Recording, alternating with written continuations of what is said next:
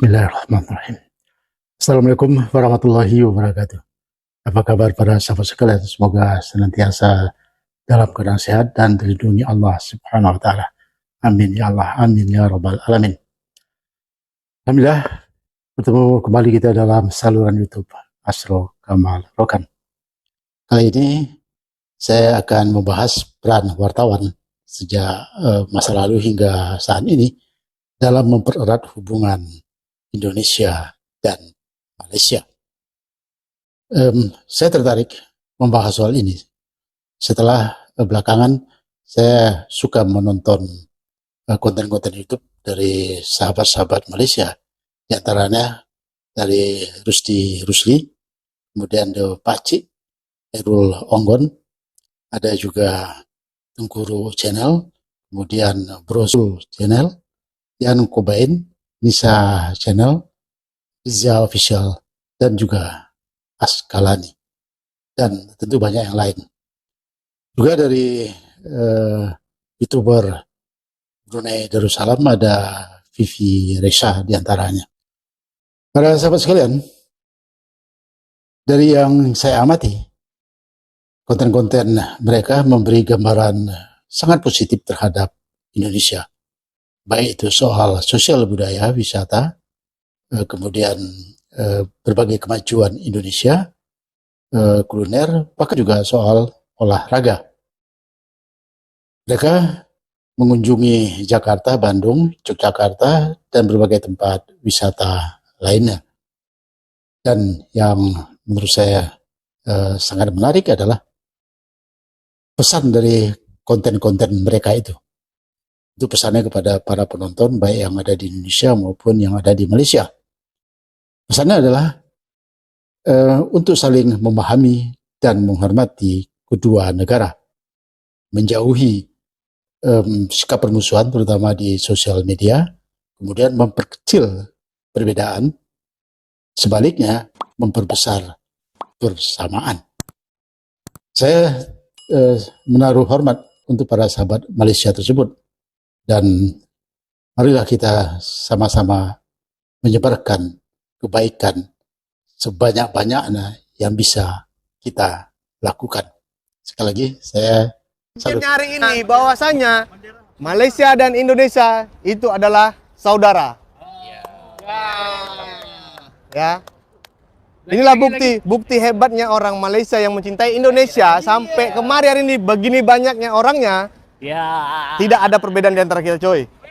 Selamat Hari Kemerdekaan Indonesia yang ke-77 dan selamat Hari Kemerdekaan untuk Malaysia yang ke-65. Kita tetap saudara. Kita saudara. Amer. Iya. Bandara ya, bandara. Kemana. Soekarno Hatta. Ya benar. Inilah tanda persaudaraan Malaysia dengan Dan Indonesia. Indonesia. Kekal selama-lamanya. benar. Wow, sungguh happy guys, sungguh happy ya dapat begini guys. Inilah kedamaian. Kedamaian itu begitu indah sekali. Walaupun jauh, walaupun kita tidak pernah jumpa, tetapi hari ini bila bertemu dengan Mas Dodi, Mas Terbawah dan yang lain-lain, kami rasa sungguh dekat. Itulah kelebihan yang ada pada kita yang orang coba untuk pecahkan. Netizen Malaysia Indonesia ini terlalu mudah terprovokasi di sosial media. Mudah percaya konten-konten yang viral. Jangan melayani konten-konten hoax. Jangan melayani konten kreator yang provokator, guys. Biarkan dia terus. Jangan mendukungnya, jangan menontonnya. Karena bagi saya, semakin Anda nonton, semakin aktiflah mereka menghasilkan konten-konten perbelahan, konten-konten pergaduhan. Kita sama-sama bersatu untuk menjadikan Malaysia Indonesia ini makin intim, guys. Bukan sahaja secara offline, tetapi di sosial media. para sahabat sekalian, Indonesia dan Malaysia memiliki banyak kesamaan latar belakang sejarah, sosial budaya, dan juga bahasa. Bahkan asal-usul sebagian warga Malaysia saat ini itu ada yang berasal dari berbagai suku di Indonesia. Ada dari Jawa, Minang, Sunda, Bugis, Makassar, suku-suku Sumatera Utara, Sumatera Barat, Riau, Aceh, Boyan, dan berbagai suku lainnya. Bahkan warga negara Malaysia yang berasal dari Pulau Sumatera tetap menjalin kekeluargaan hingga kini dengan saudara-saudara mereka yang berada di Pulau Sumatera. Mereka saling kunjung dan mengunjungi.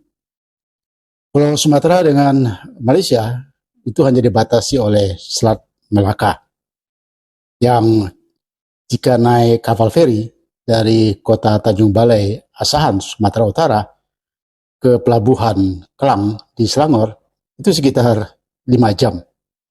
Kini bahkan sepekan ada 3 kali keberangkatan dari Tanjung Balai ke pelabuhan Kelang. Sedangkan kalau naik pesawat dari Medan ke Kuala Lumpur itu sekitar 40 menit. Sahabat sekalian, kembali soal peran wartawan dalam hubungan kedua negara ini. Seperti topik kita kali ini. Nama wartawan yang sangat dikenang dalam hubungan ini adalah Allahyarham Pak Adam Malik. Pak Adam Malik adalah wakil presiden ketiga Indonesia yang menjabat pada tahun 1978 hingga 1983. Sebutnya, beliau adalah Menteri Luar Negeri dan diplomat hebat yang pernah dimiliki Indonesia. Pak Adam Malik pertama hingga saat ini dan satu-satunya orang Indonesia yang menjadi Ketua Majelis Umum Perserikatan Bangsa-Bangsa pada tahun 1971 hingga 1972. Allahyarham juga bersama antara lain Tun Abdul Razak, ketika itu Wakil Perdana Menteri, adalah pendiri ASEAN, negara-negara Asia Tenggara. Para sahabat, Pak Adam Malik adalah seorang wartawan. Pada usianya 20 tahun, Pak Adam Malik bersama Pak Sumanang, salah seorang pendiri Persatuan Wartawan Indonesia, kemudian sastrawan besar Indonesia Armin Pane, selanjutnya Pak Pandu Kartawiguna, Pak M. Sepahutar, Pak Abdul Halim, mendirikan kantor berita LKBN Antara pada 13 Desember 1937. Pak Adam Malik aktivis politik, selain wartawan, juga adalah pejuang melawan penjajahan Belanda dan Jepang. Lalu, apa peran Pak Adam Malik terkait hubungan Indonesia dan Malaysia? Baik para sahabat sekalian, dari berbagai literatur sejarah dan berbagai sumber, pada masa konfrontasi Indonesia-Malaysia, Pak Adam Malik adalah Menteri Luar Negeri Kabinet Dwi Korra III masa pemerintahan Presiden Soekarno, menggantikan Subandrio pada Maret 1966 setelah pemberontakan G30 SPKI. Konfrontasi ini dipicu kesepakatan Malaysia dan Inggris mendirikan Federasi Malaysia yang mencakup Sabah, Singapura, Brunei, dan Sarawak. Kesepakatan itu ditandatangani Perdana Menteri Malaysia masa itu, Tunku Abdul Rahman, di London pada 9 Juli 1963. Federasi Malaysia kemudian secara resmi didirikan September 1963. Indonesia menentang pembentukan Federasi Malaysia ini. Presiden Soekarno menyebut pembentukan negara persekutuan tersebut adalah bentuk neo-imperialisme. Presiden Soekarno bahkan meneriakkan Ganyang Malaysia.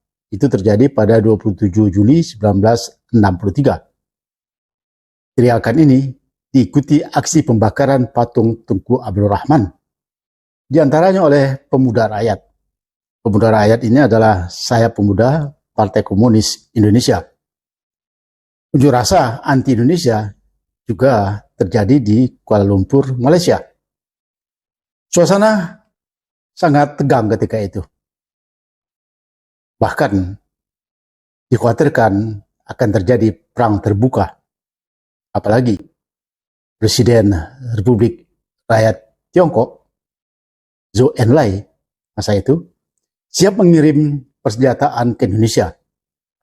Begitu pula dengan Inggris dan Australia, siap-siap mengirim bantuan ke Malaysia.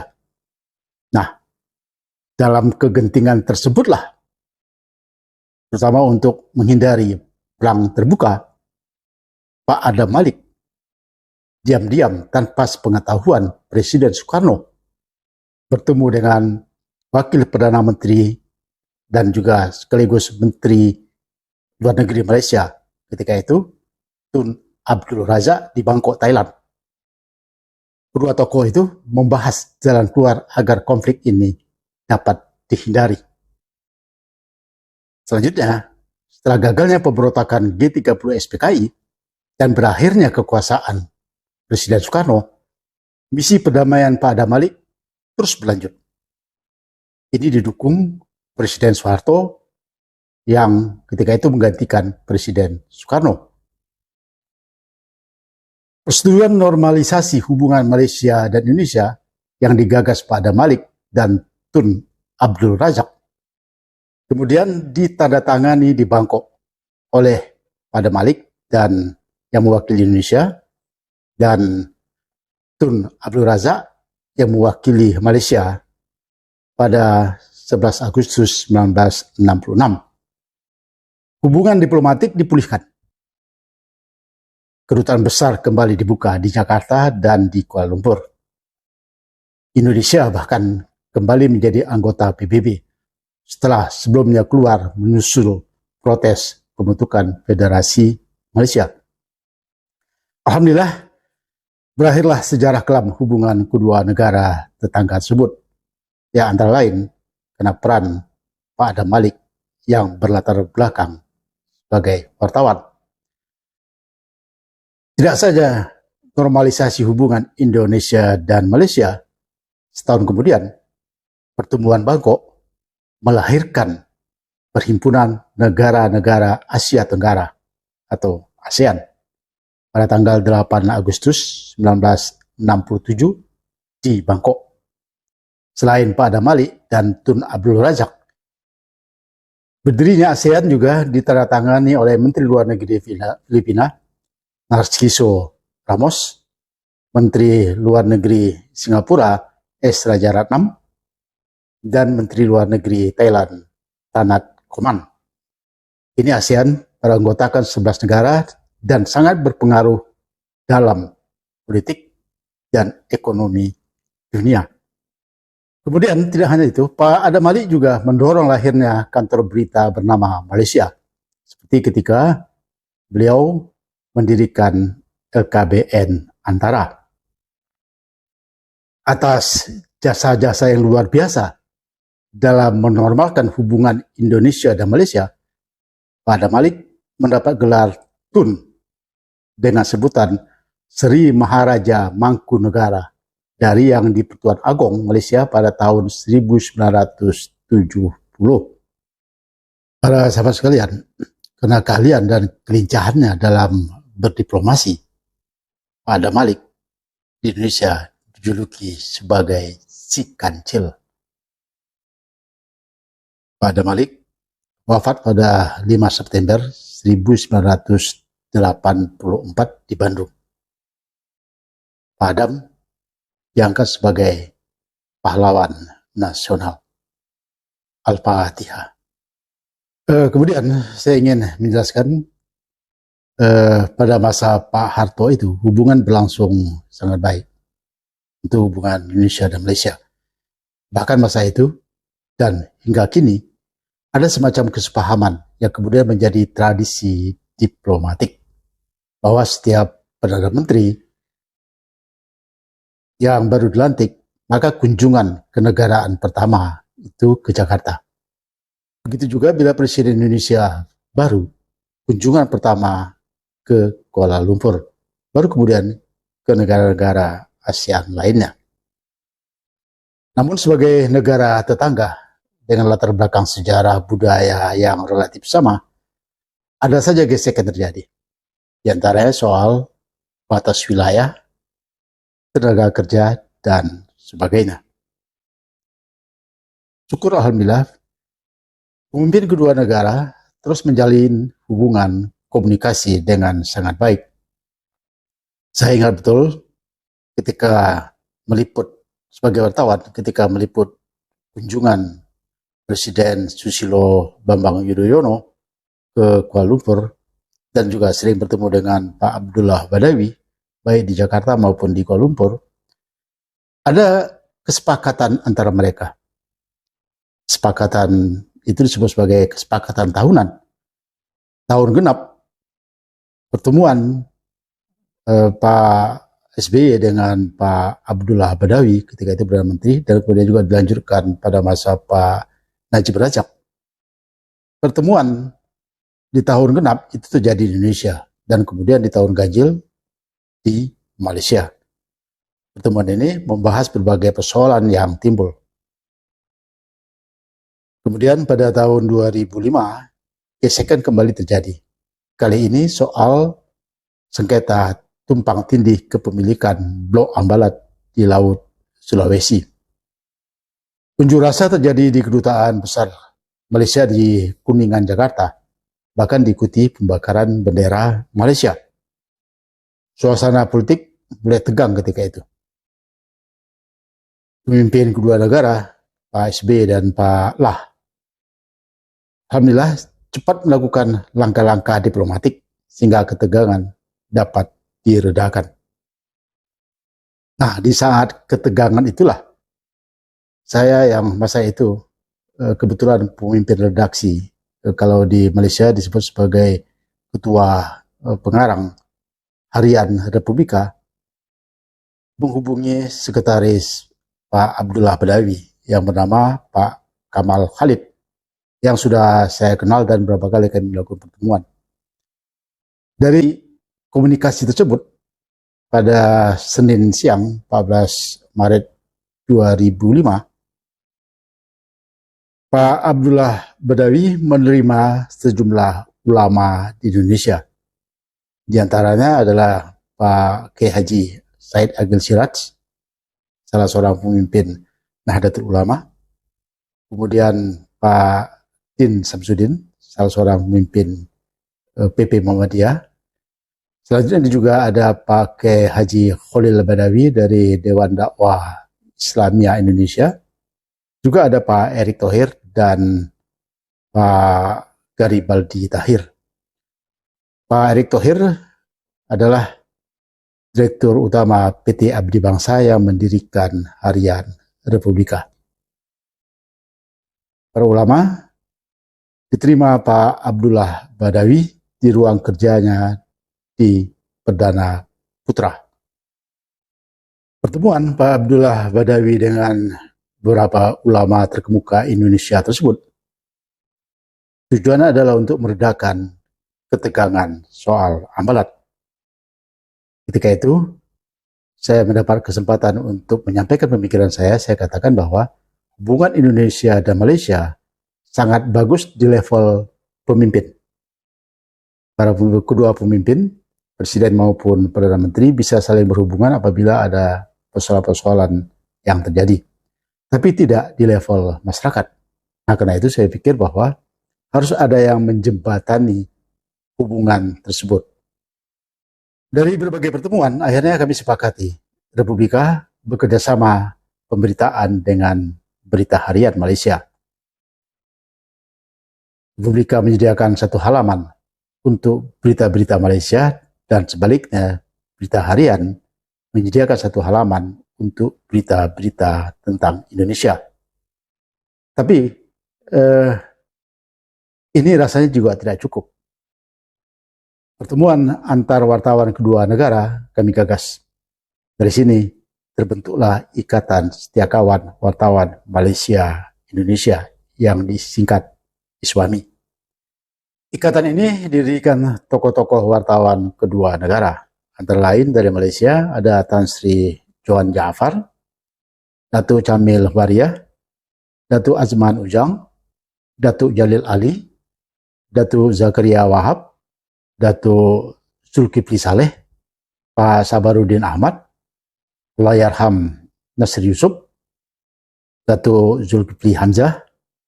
Sedangkan dari Indonesia ada Ketua Umum PWI saat itu, Allahyarham Bang Tarman Azam. Kemudian ada Bang Ilham Bintang, ada Allahyarham Pak Saiful Hadi Khalid, kemudian Pak Nur Samsudin Sehaisi, dan saya. Ketua pertama adalah Pak Saiful Hadi, yang ketiga itu adalah pemimpin redaksi LKBN Antara. Pak Saiful Hadi, Ketua Iswami untuk Indonesia. Sedangkan dari Malaysia, Datuk Zulkifli Saleh, yang juga saat itu adalah Ketua Pengarang kantor berita bernama. Ini Ketua Iswami Indonesia, kebetulan saya dipercaya. Sedangkan di Malaysia, Datuk Muhtar Hussein, yang juga mantan Ketua Pengarang kantor berita bernama. Melalui Iswami, kami terus melakukan komunikasi, baik melalui jaringan media, jaringan sosial media, maupun berbagai pertemuan yang kami lakukan. Kami mencoba mengambil peran aktif untuk memberikan pemahaman kepada masyarakat bahwa hubungan kedua negara ini harus terus dipererat. Kami pun beberapa kali bertemu dengan masa itu Pak Abdullah Badawi dan dengan penggantinya Pak Nazib Razak. Selanjutnya dengan Perdana Menteri Tun Mahathir Mohamad. Kemudian dengan Perdana Menteri berikutnya Pak Ismail Sabri. Dengan Pak Ismail Sabri ini menarik. Kami ada sekitar 17 pemimpin media utama di Jakarta diundang ke Istana Putrajaya, dan kami di sana diajak makan durian Musangking. Nah, Pak Ismail Sabri juga seperti tradisi yang terjadi setelah dilantik sebagai Perdana Menteri, bertemu dengan Presiden Jokowi. Kemudian juga dengan Pak Mahathir Mohamad, ada sekitar 12 para pemimpin media diundang untuk berdialog dengan Pak Mahathir Mohamad di Istana Putrajaya. Kami juga bertemu dengan Pak Anwar Ibrahim pada saat Hari Wartawan Malaysia di Ipoh, Perak. Malaysia dan Indonesia terus membuka pintu kepada penyatuan silaturahim dua negara serumpun melalui Ikatan Setiakawan Wartawan Malaysia Indonesia ISWAMI. Kita akan memerlukan suatu semacam regenerasi ya.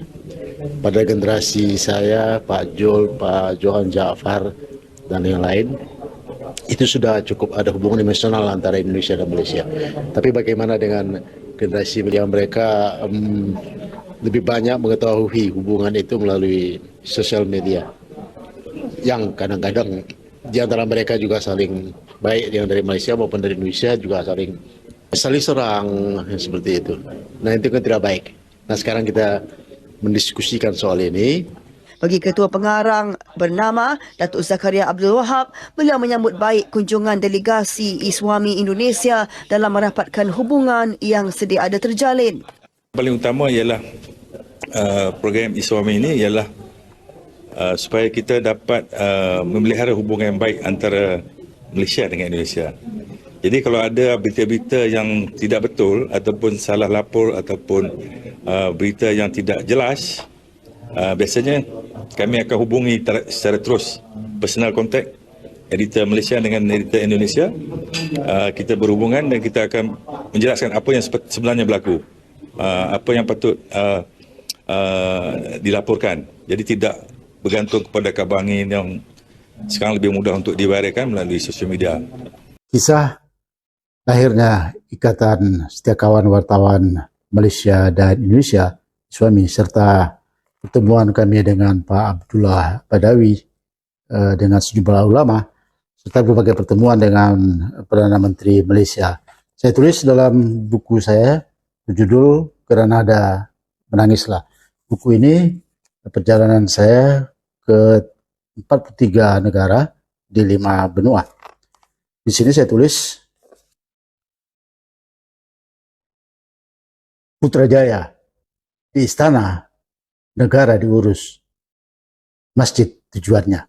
Itu saya mengutip dari pernyataan dari Pak Abdullah Badawi. Hasil berikutnya saya akan ceritakan tentang kesepakatan Indonesia dan Malaysia mengenai penggunaan aksara Latin dan ejaan yang ditandatangani pada tahun 1972.